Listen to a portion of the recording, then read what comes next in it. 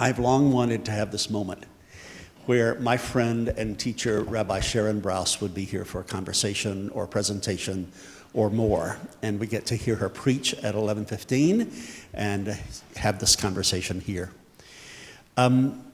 Sharon is the founder of IKAR, and I'm going to ask her in just a minute to explain what IKAR is about, what it means, what it's doing.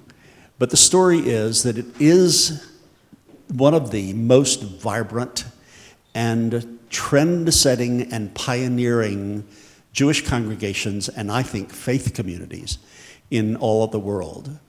And Newsweek magazine has recognized that and Sharon's founding and leading of it by naming her the most influential rabbi in the United States.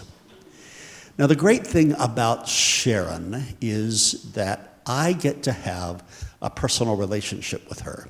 She and I have been tethered at the level of the soul for many years, and we don't get together enough, but when we get together, my, do we go deep fast.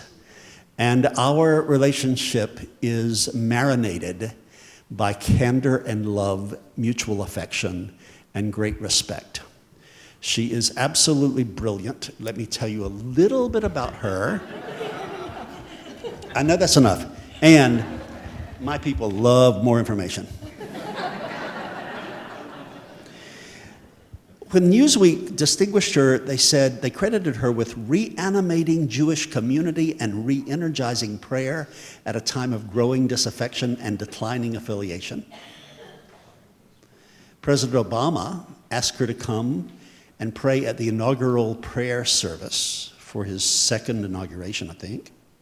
She was ordained by the Jewish Theological Seminary in 2001, received a master's degree in human rights from Columbia University, where she also received her bachelor's degree in 1995.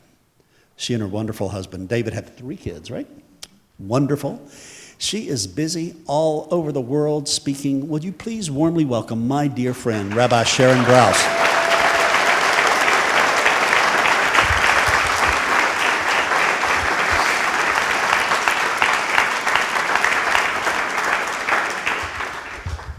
So Sharon, about 10 years ago, I had the idea that we could summarize All Saints in terms of being a place of spirituality, community, and peace and justice. As I was thinking about you and IKAR, that could be absolutely the apt description of IKAR. I have had the opportunity, the great pleasure of preaching there.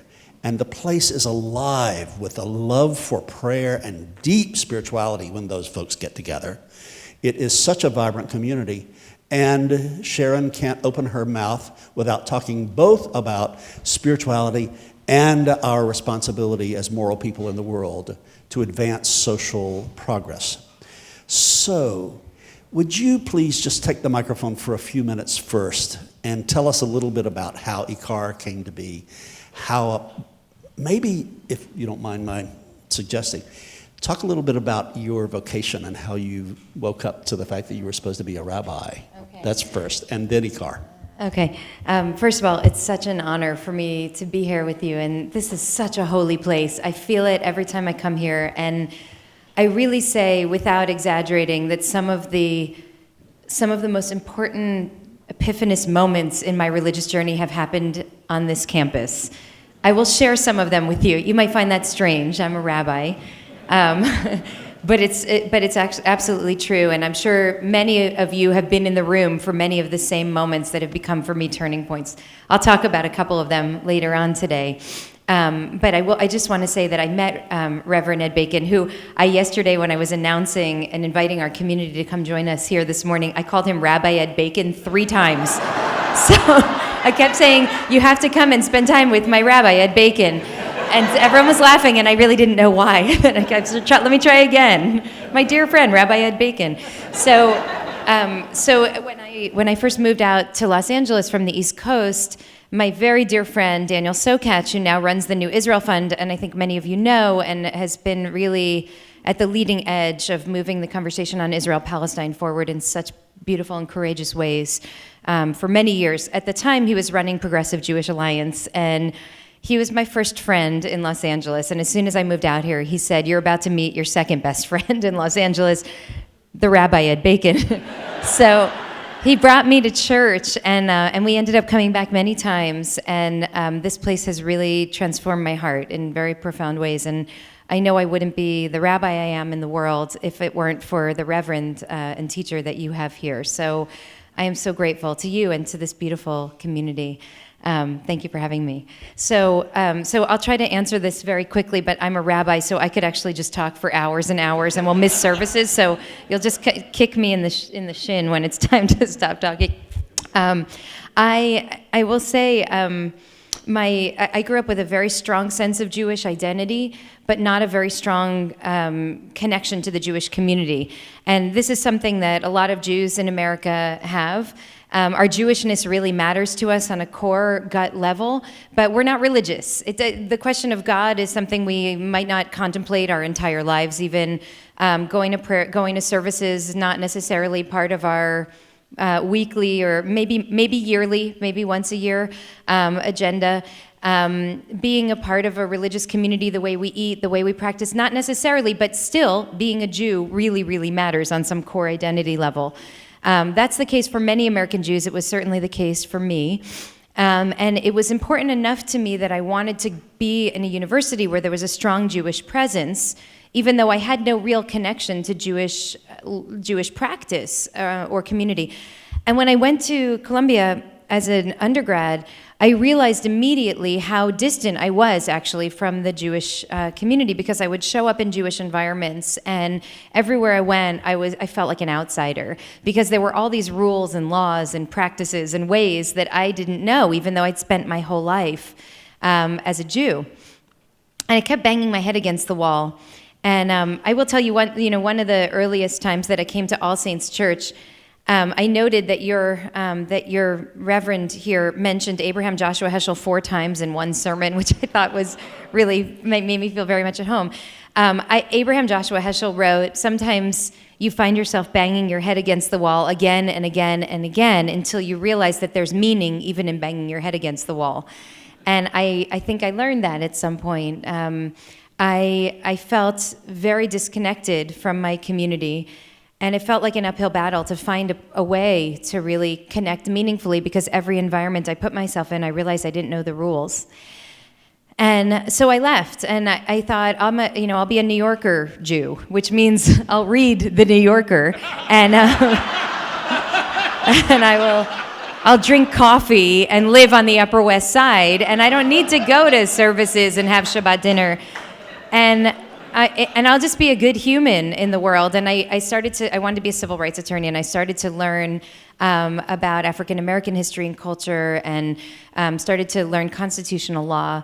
And I was deeply absorbed in matters of justice, peace, and peace in New York. And at some point, there was a terrorist attack that happened. The Israeli embassy in Buenos Aires was hit. And I remember sitting in my dorm room and being completely devastated by it in a way that was different from the devastation I felt whenever there was a tragedy in the world. And I was very ashamed that I felt differently about this tragedy than other tragedies, because I'm a universalist. And I started to really look into it, and I went to really explore, and I realized this was my family. So I'm a universalist, but I also have a family. And so I am both a particularist and a universalist, and maybe it's time to figure out who my people are and what my place is with my people.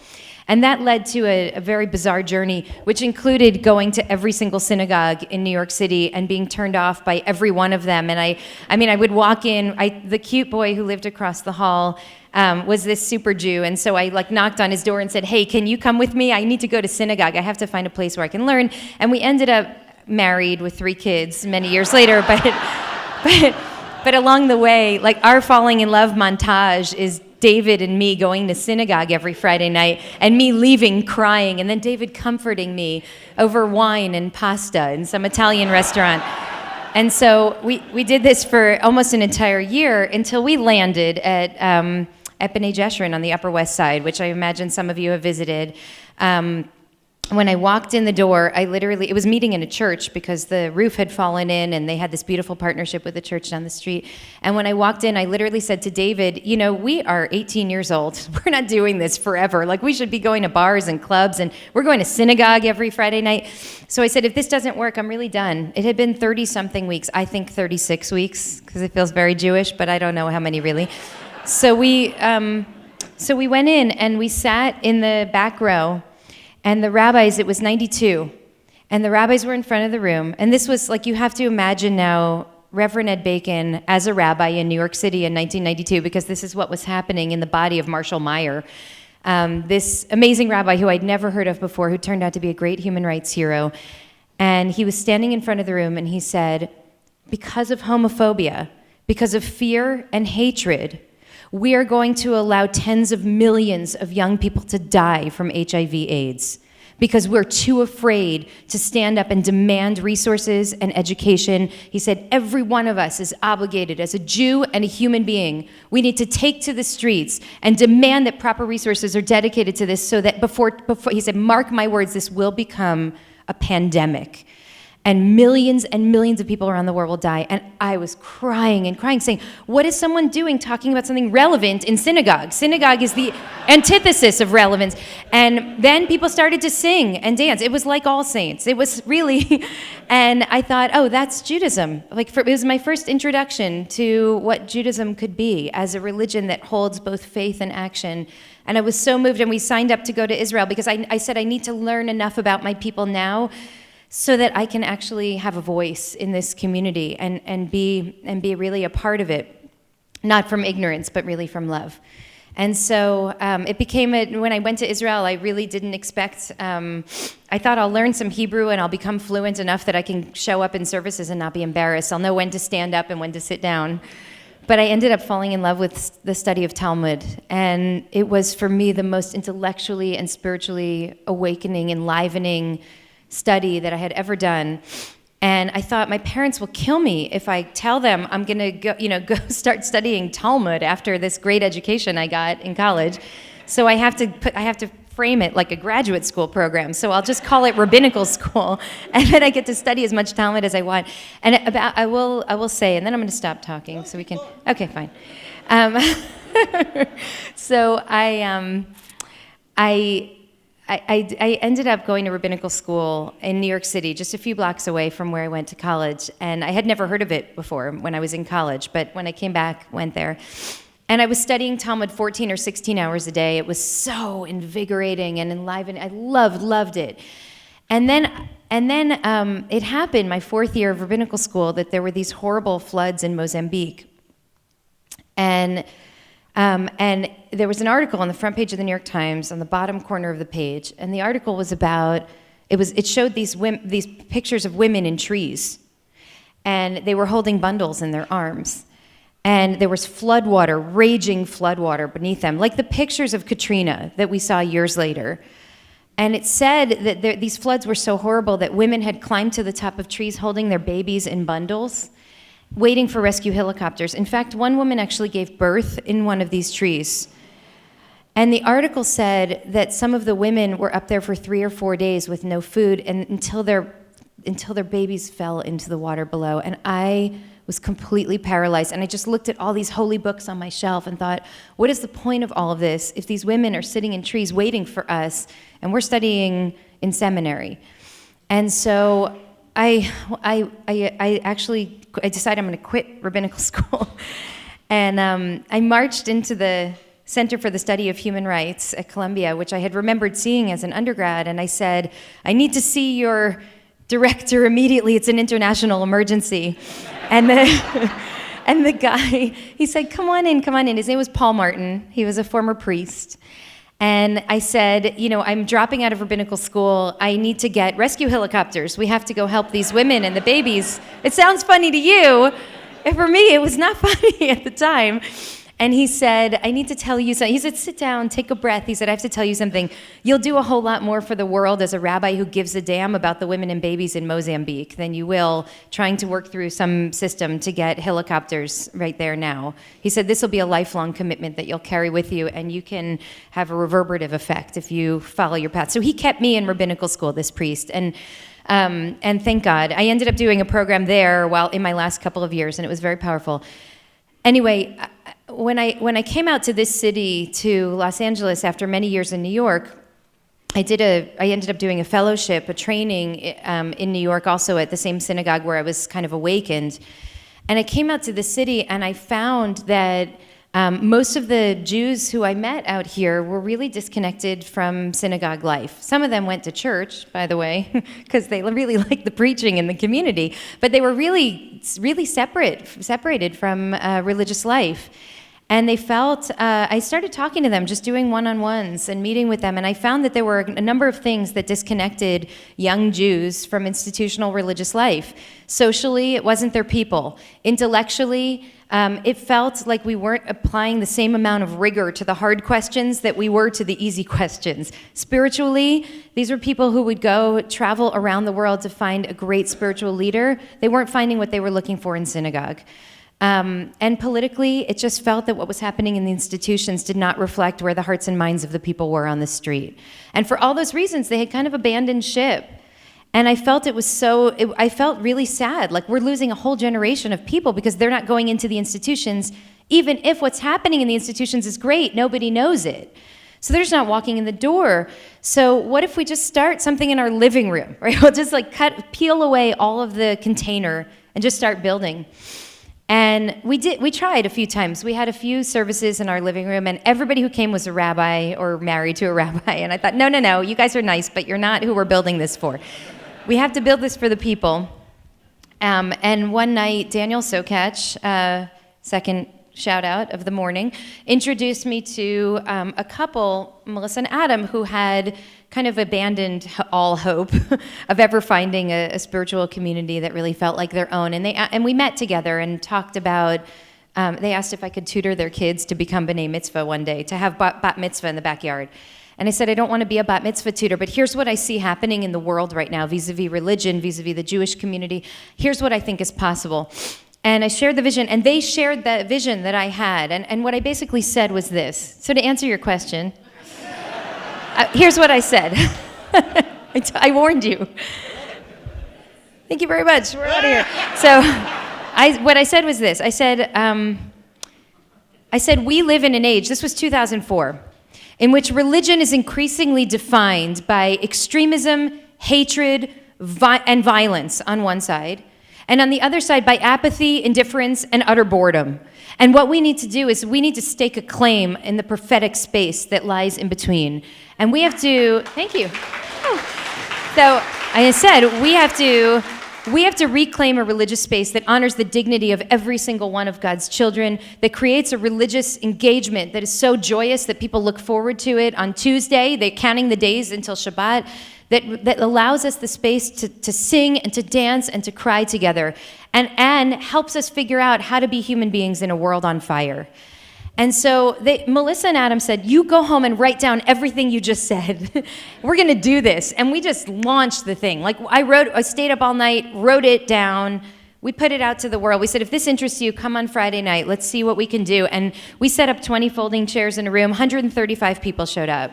We were like, wow, okay, I guess people want this. So let's do it. So I quit my job and we did it.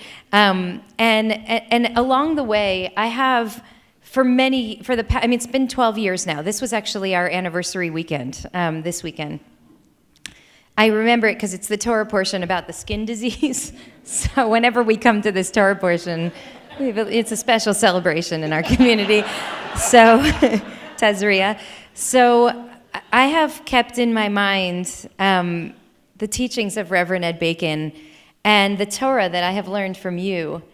And I'm going to just share with you one particular moment, and I will say more a little bit later today.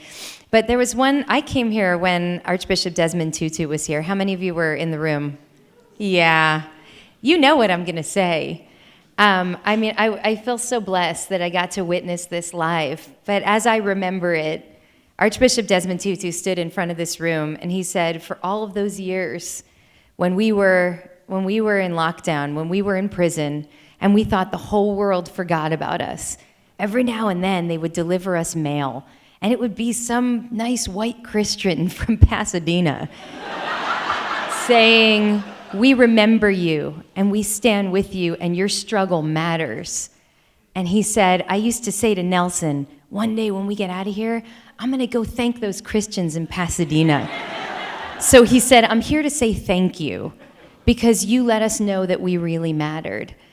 And it was one of the most powerful moments, I'm sure for many of you as well. And then he said, God sits on many moments later in his sermon. I remember him saying, God is sitting on the throne of heaven and weeping, saying, my God, my children are killing each other, and my religious leaders are fighting over whether or not two men who love each other can sanctify their marriage. And he said that's a shame and disgrace for religious leaders. So I took him really seriously, and I take you really seriously, and I thought, I want to be the partner to that community in the Jewish space. I want for us to live from a place of courage and a place of hope and possibility, and not be defined by fear, but be defined by love. And so that's why I'm so grateful to your community and to your incredible pastor and teacher and reverend for really, you need to know that the echoes of this teaching are all around the world. And even here in Los Angeles in the Jewish community, we feel it deeply.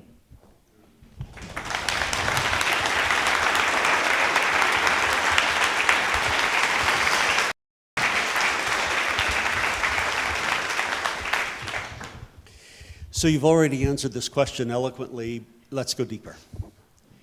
My understanding of the prophets is that they had such an alive experience of the presence of God, that God was not an abstraction, not a thought, not an idea, but a companion. Pardon me.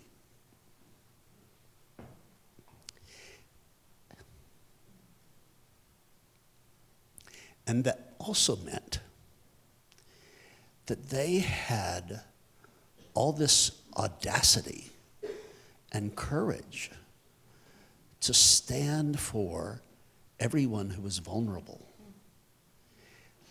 That's what it means. So when I set foot in IKAR, I feel that energy. So can you talk about your prayer life? If you want to talk about your own personal prayer life, we're open to that. But my question is about the prayer life of that amazing community. You can feel the prayer energy and how that always seems to compel and drive you, Sharon, to advocate for those without a voice, without power, who are vulnerable and on the margins. So can you talk some more about that? I love to be in a space where the prophets are alive. Really. So I guess I'll go there by another All Saints story. In this room right here, I met Yitzhak Frankenthal. Some of you were here probably for that as well, from the Parents Circle. And afterwards, we were talking right over here. Yitzhak's son Arik was murdered.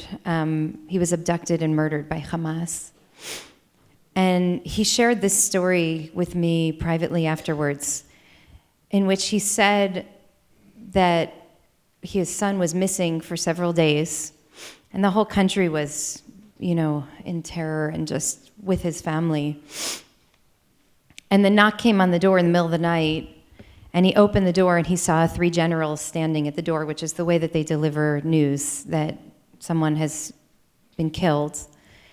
And he said, before even I heard the words, I thought, thank you, God, for giving me 19 years with this angel in the world, before I even heard them deliver the words.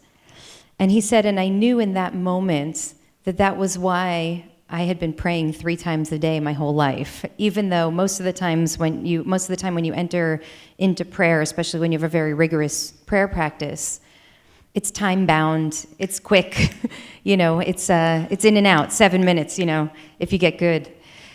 I got really good, but after my 3rd kid was born, and I'm like, you just wait right there for a second.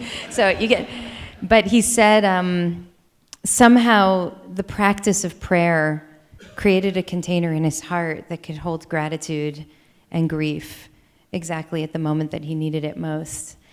And I think about that all the time, about the necessity of creating a prayer practice and living in a prayer practice that actually helps shape your heart to receive whatever the world brings to us. And it doesn't mean to not feel grief. It means to also feel grateful. And so part of what we've been trying to build, and I'm very spiritually selfish, so we have a really high bar for how to achieve this, because if I'm not moved, we're changing something, We don't ever get away with it at IKAR. We're not going to just we're not going to do the same thing again and again, because I'm always kind of pushing us. I want to create a space where people can actually feel something again. And for many, many years, in a lot of formal religious institutional spaces, it wasn't about feeling. It was about going through the motions. And I think you have to go through the motions in order to create space to feel, but we often forget the feeling part. And so what I want to do is help people both build a container that can hold gratitude and grief and love and yearning, and also remind them that this container is designed to hold something, not just to be a container. It's not just about showing up and turning pages. It's actually about learning to put spiritual and emotional depth into our words and into our actions. And so my belief is that what happens on Shabbat in a Jewish prayer space, if we do it right, is nothing short of transformative. Transformative for the individuals, transformative for the community, and potentially transformative for the world. Because what we're trying to do in that space is create a container, as Rabbi Yitzhak Greenberg calls it, a rhythm of perfection, where we periodically re-enter, we re-enter the space, whether you feel like Shabbat or not. It's there. It's Sunday morning, you're here, right? Even if you don't feel like Sunday, you feel like Tuesday, but it's Sunday, so you show up. So for Jews, it's creating and reminding us that we have a sacred container. And that container is Shabbat, and this liturgy that holds thousands of years of aspirations and fears and terrors and love. And when we enter that container, we bring with it our heart and soul. And so what we do is through music and through silence and through preaching and through contemplation, try to remind our community that we have hearts, right? And that, I once did a prayer workshop in the very beginning. I asked people, what's the most powerful prayer experience that you've had in your life? And everybody had something. They wrote it down on cards. I was at Yosemite. I was at the birth of my sister's baby. I was here. I was there. I had this loss. I had this love. And then I said, what's the most powerful prayer experience you've ever had in a synagogue space? Blank stares. Like, what are you talking about? So, because we over the course of the 20th century detached the service of the soul and prayer and spirit from the containers that were built in the 20th century to hold all of that. And what I wanted to do was reconnect those two. In the spirit of Yitzhak Frankenthal and the idea that ultimately prayer is to hold our deepest pain and our deepest love. So what I want to bring us to in our services together is this. There's always a moment. And yesterday that moment lasted 3 hours. Your services are only an hour. Ours are 3, sometimes on High Holy Days 6, sometimes longer. It's a long time. But we're fighting against the grain a little bit. But every time the goal is to reach some moment where we actually feel that we allow ourselves to connect to our deepest truth, whether that truth is pain, and we learn how to scream, how to point our finger like Abraham did and say, how dare you? You can do better than that, because that's prayer. or to express gratitude and like break down in tears and say, I get it now. I don't deserve any of this. This is grace, which is not something Jews talk about a lot. Whatever the deepest truth is, to actually attach to it, to put light on it, and then to hold it. And we do it through song and through silence and through preaching and through contemplation, and we honor it because we're so busy in our lives, and we don't even look at each other anymore. We walk around like this, right? We look at our devices. We don't even look at each other's faces. How do we reclaim the humanity? And I'm going to say just one other piece of this, which is I really believe as a prayer leader, spiritual leader, what my goal is not to connect with the holy and hopefully inspire other people to do it too. My goal is to connect with human beings and together create holiness. And so that we're always facing each other. We should always be able to, everyone in our space should be able to look someone else in the eye. Because that is an act of defiance today, I think, against a culture that says, you don't matter, you don't matter. And I think Archbishop Tutu saying, it really matters when someone says to you, you matter, right? So I'm going to talk a little bit more about this today. So what that means is that we have to actually see each other and together create something that helps us ascend to holy heights. And I feel like that's the work, because you don't always feel like going there when you come in on Saturday morning or Friday night and you fought traffic and there was no parking and all that. But that's our goal, is to find each other and together recognize the shared humanity that we have and create holiness out of that. So,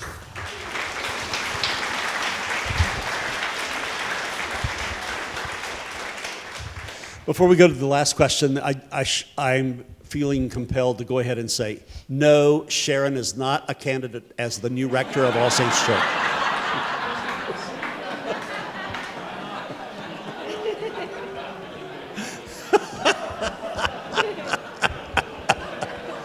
I know you want her to be the next rector. She's just not available.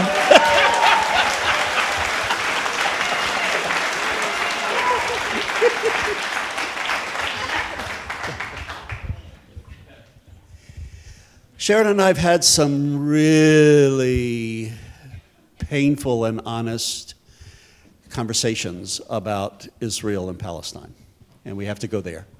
If we have somebody who feels and is as deeply prayerful and thoughtful as she is. So we have 12 minutes for Sharon to tell us what the answer is there. But here's my question. I would just love for my people to experience how you think and feel when you think and feel about Israel and Palestine. With all of its complexities and nuances, we don't need to leave here with the answer tied in a bow, which I know you'd never dwell in anyway. So if you could just kind of share with us a little of your mind and heart about that. Okay. We have 12 minutes? Yes. Okay. We'll do a 10-minute silent meditation. And then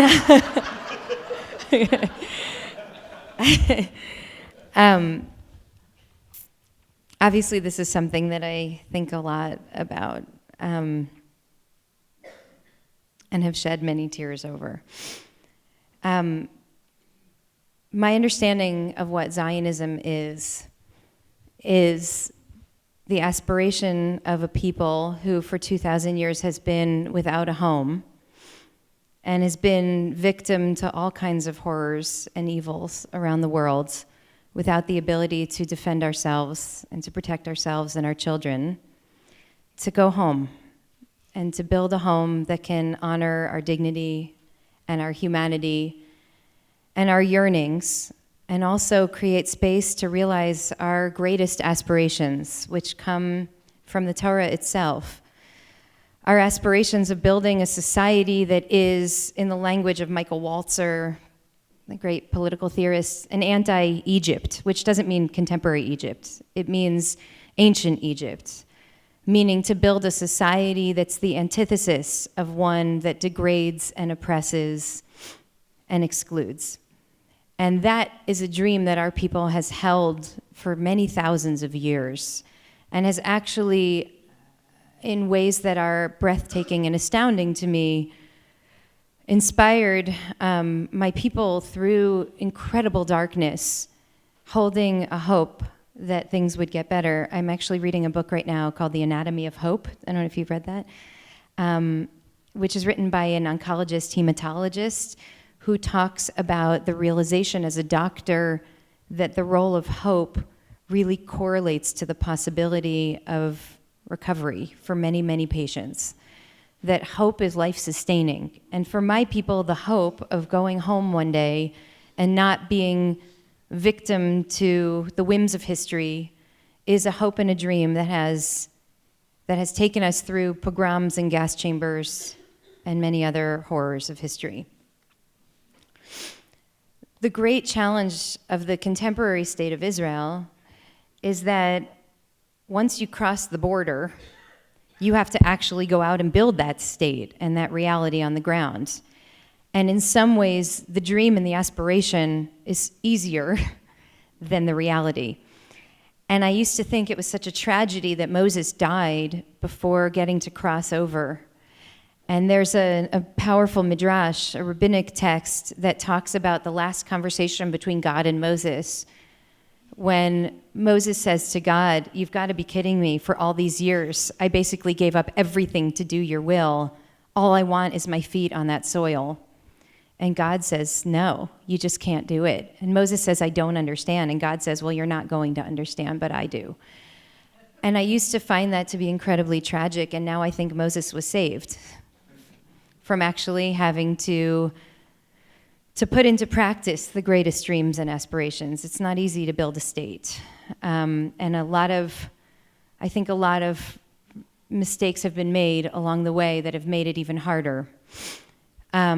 What I believe we need to be able to hold now as a community is that initial instinct, that Zionist instinct, which is about agency and love and dignity, and hold the dignity not only of the Jewish people who aspire to live freely in that place, but also the dignity of our Palestinian neighbors who live there as well.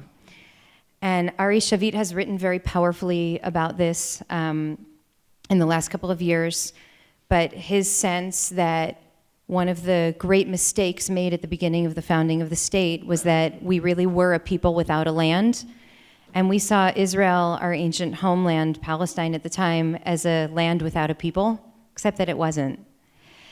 And that is a miscalculation that we will have to pay the price for many, many years to come. And my sense right now of what needs to happen is that we need to learn how to listen to each other again. And I actually preached about this yesterday. A few of you were there. Because what we're really good at now in the Israel-Palestine conversation is screaming at each other. And what we're really bad at is listening to each other. And I shared yesterday the story that when I first moved out to Los Angeles, I went to a synagogue in Santa Monica where there was a Palestinian professor who stood up in front of a room of 250 Jews, and he said, "I'm going to tell all of you now what happened to my people from my perspective in the year 1948. And it's going to really upset you because it's going to be counter to everything you've ever learned to be true about this place that you love very much. And I'm just going to ask you," he said, "you're going to want to hurtle over the pews to strangle me, to silence me, because you're going to be so upset by what you hear.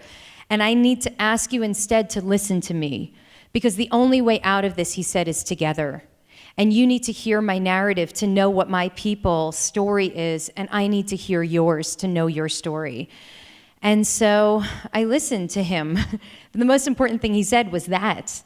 It was that we actually have to learn how to hear each other, and it's sometimes extremely painful to hear, because this might be surprising or might be obvious, but what's very clear to me now is that both the Jews and the Palestinians feel like endangered species. And when you feel like an endangered species, your head and your heart are not really open to hearing someone else's criticism, no matter how gentle it might be offered. And I think what we actually have to do is learn how to hear each other again. When people are screaming, we get into this defensive mode. And there are a lot of people saying a lot of awful things, right? When someone is screaming, "You Zionist racists, get out of CUNY," which is the City University of New York, it's very hard to say, tell me about your pain. I also am opposed to the occupation. How can we build together a program for peace, right? Instead you say, what are you, I'm not a racist. I'm not, like, why are you screaming at me? I just want to go to Shabbos dinner, right? And then you entrench. And I think the same thing happens on the other side. And my partner in building IKAR, Melissa Balaban, told me yesterday that her daughter, her daughter's in Israel for the year, in her gap year, and she did the Encounter program, which we took our community on when we were in Israel. We also went to Palestine, and we visited in Bethlehem and met with many Palestinian leaders, because I really wanted our community to hear their voices and to see what the wall looks like from the other side. And so Emma went, and she said they did this exercise where they stood in a circle, Jews and Palestinians together, and it was one of those step in, step out. And they said, step in if when you hear people speaking in Arabic, you feel scared. And all the Jews stepped in. Step in if when you hear people speaking in Hebrew, you feel scared. And all the Palestinians stepped in. And they were each shocked at the other's reaction. And the Palestinians said, why are you scared of Arabic? And the Jews were like, I'm sorry, I feel like someone might be trying to kill me. Why are you so scared of Hebrew? Because I feel like someone might be trying to kill me. And as one of my great teachers, Micha Goodman, said a few years ago, this conflict can now be defined by fear meeting humiliation. And everybody knows that you can't make peace in the space where fear and humiliation sit. We have to reclaim humanity. And so my sense of what this challenge is that we have, and by the way, someone screamed at me after giving the sermon. I'm like, we have to stop screaming and start listening. So that meant to someone, please yell. So we have to actually hear each other. It doesn't feel good to hear someone saying that your people have wronged them, and yet our people have been wronged and their people have been wronged. And we all have, I think, legitimacy in our claim, and we've all made mistakes, and we got to move through this together. And I feel that there's been a kind of code of silence around this conversation. I mentioned yesterday that silence is really on both sides. It's very intimidating and very scary for Jews to break script. It's equally intimidating and scary for Palestinians to break script, to enter into partnership dialogue conversations with people who don't necessarily naturally align with all of the points of the anti-normalization or BDS agenda. This is an extremely dangerous place for us to be in. If we can't meet, if we can't converse and communicate and share stories and speak our truth and hear one another's truth, we will never resolve this conflict, and more and more and more blood will spill. And so I see this as a sacred imperative, sacred discomfort, that we have to be in a place where we hear things that we don't like, and then we have to figure out together how we move forward, knowing that we're never going to see it exactly eye to eye, but at least we can honor each other's humanity, each other's history, and each other's greatest dreams and aspirations.